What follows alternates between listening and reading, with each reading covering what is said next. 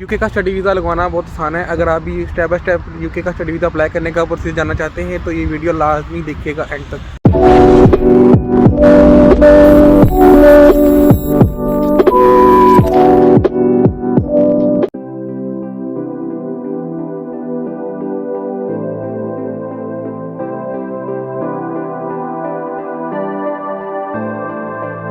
अस्सलाम वालेकुम, welcome back to my YouTube channel. आज की वीडियो का टॉपिक आपने देख लिया होगा कि आज की वीडियो में मैं कंप्लीट गाइड दूंगा आपको step by step UK visa apply करने के लिए।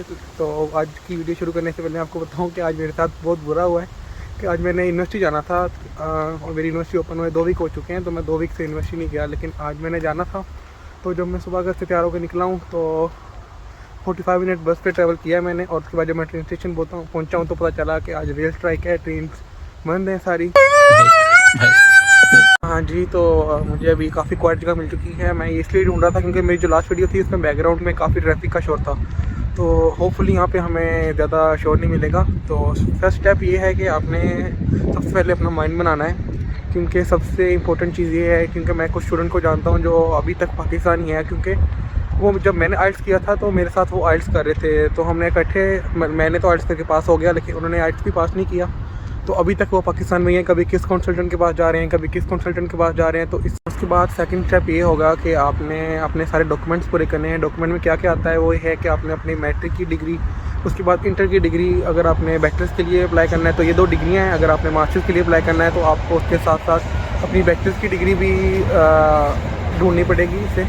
और उसके अलावा आपका रेफरेंस लेटर है, आपका एक्सपीरियंस लेटर है। एक्सपीरियंस लेटर क्या होता है, फॉर एग्जांपल आपकी जो लास्ट एजुकेशन है वो आपने 2 साल पहले की थी, तो 2 साल का गैप कवर करने के लिए आपको कोई ना कोई जो है कोई एक्सपीरियंस शो करवाना पड़ेगा कि आपने ये 2 साल में ये किया है। तो उन 2 सालों को कवर करने के लिए एक्सपीरियंस लेटर चाहिए।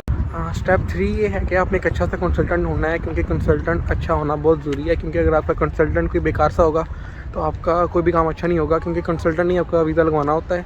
तो जहाँ तक मेरी बात है, मेरा तो अपना एक कज़न कंसल्टेंट था, तो मैंने सारा काम उसी से करवाया था अपना।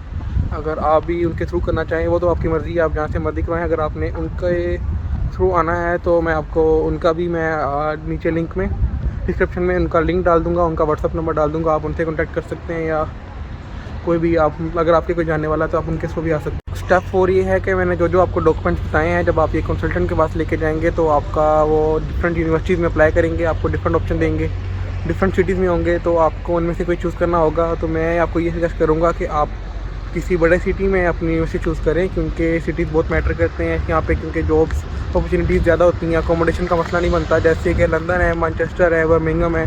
अगर आप स्कॉटलैंड जाना चाहेंगे तो वहाँ पे ग्लासगो है और एडनबर्ग है। ये जो बड़े सिटीज़ हैं यहाँ पे जॉब्स की अपॉर्चुनिटीज़ भी काफ़ी ज़्यादा होती हैं, और इसके अलावा आपको अकोमोडेशन वगैरह का भी मसला नहीं होता। उसके बाद जब आपका ऑफर लेटर आ जाएगा तो उसमें यूनिवर्सिटी डिफरेंट कंडीशंस रखती है, जैसे कि आपकी फ़ीस की कंडीशन होगी कि आपने अपनी फ़ीस यहाँ पे इतनी जमा करवानी है, उसके बाद यहाँ पे यूके आके इतनी जमा करवानी है। इसके अलावा आपका क्रेडिबिलिटी इंटरव्यू होता है, और आपका लैंग्वेज टेस्ट जो होता है वो, ये 3-4 कंडीशंस होती हैं। अगर आप ये पूरी कर लेते हैं तो आपका इसके बाद अनकंडीशनल आ जाता है। कंडीशन का मतलब ये होता है कि आपने यूनिवर्सिटी की सारी रिक्वायरमेंट्स पूरी कर दी हैं। अब आपको इसके बाद यूनिवर्सिटी की, अगर आपने फ़ीस वगैरह सबमिट करवा दी है वो तो ऑब्वियसली फ़ीस के बाद ही अनकंडीशनल मिलेगा। उसके बाद आप अपना कैश लेटर अप्लाई कर सकते हैं। कैश लेटर की फुल फॉर्म ये होती है कि इसका मतलब ये होता है कि आपको यूनिवर्सिटी ने एक्सेप्ट कर लिया है, लेकिन कैश लेटर अप्लाई करने से पहले आपको अपनी 28 डेज़ की बैंक स्टेटमेंट शो करवानी पड़ती है। बैंक स्टेटमेंट कैसे बनती है, फॉर एग्जांपल अगर आपकी 1 साल की 12,000 फीस है तो आपने पाकिस्तान से 9,000 पे कर दिया फॉर एग्जांपल, तो पीछे आपकी बची है 3,000 पाउंड फीस। तो अगर आप लंदन में आ रहे हैं तो यूके गवर्नमेंट कहती है कि आपका लंदन में 1 साल का जो एक्सपेंस होगा वो ऑलमोस्ट 12,000 होगा। तो आपको 12,000 प्लस जो 3,000 आपकी रिमेनिंग फीस है वो ऐड होगी। अगर आप आउटसाइड लंदन है, मतलब किसी और सिटी में है, तो आपको जो 3,000 रिमेनिंग फीस है प्लस आपका जो है 9,000 जो ऑलमोस्ट एक्सपेंस होता है वो ऐड होगा। ये आपकी रिमेनिंग फीस और 1 साल का एक्सपेंस दोनों ऐड होंगे तो आपकी टोटल स्टेटमेंट बन जाएगी।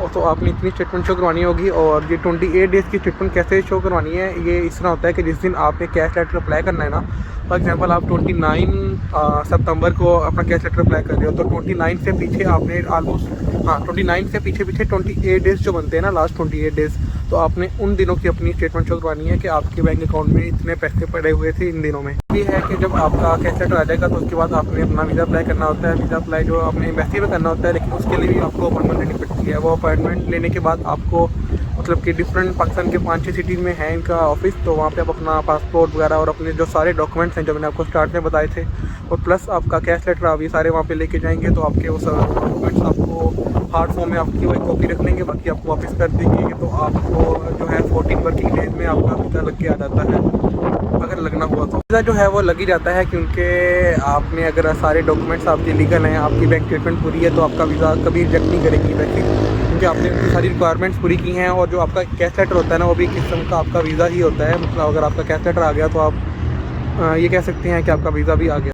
जब आपका वीज़ा लग के आएगा तो आपको स्टेप 6 जो है वो खुद ही पता चल जाएगा कि वो आपने टिकट बुक करवानी है, और इसके बाद आपने सीधा अपनी शॉपिंग वगैरह करें और यहाँ पे आ जाएं। और लास्ट पे जो है मैं आपको ये स्टेप ये कहना चाहूँगा कि आपने बस जब यहाँ पे आना है तो घबराना नहीं है बिल्कुल, क्योंकि स्टार्ट डेज में है वो आपको स्ट्रगल करनी पड़ती है।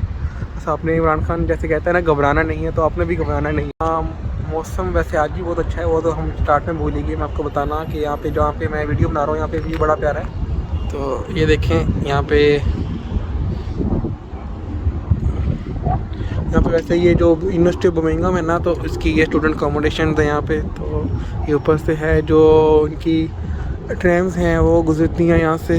तो लास्ट में आपको ये एडवाइस देना चाहूँगा कि जब आपने किसी एक कंसल्टेंट के थ्रू अपना वीज़ा अप्लाई करवा दिया, आपका ऑफर लेटर आ गया, तो आपने इस दौरान आपने किसी और कंसल्टेंट के पास नहीं जाना। ये ना हो कि आप 2-3 कंसल्टेंट के पास एट अ टाइम जाते रहें और उनसे अपना ऑफर लेटर अप्लाई करवा दें, तो यहाँ इस तरह काफ़ी मसला बनता है। आपने जो है बस अपना वेट करना है वीज़ा लगने का। आपने इस दौरान सिर्फ मतलब कि एट अ टाइम सिर्फ एक कंसल्टेंट के पास ही रहना है, कहीं और जाने की ज़रूरत नहीं है, आपका वीज़ा लग जाएगा और कोई मसला नहीं है। तो यहाँ पे होता है वीडियो का दी एंड। तो चले मिलते हैं फिर नेक्स्ट ब्लॉग में। अल्लाह हाफ़िज़।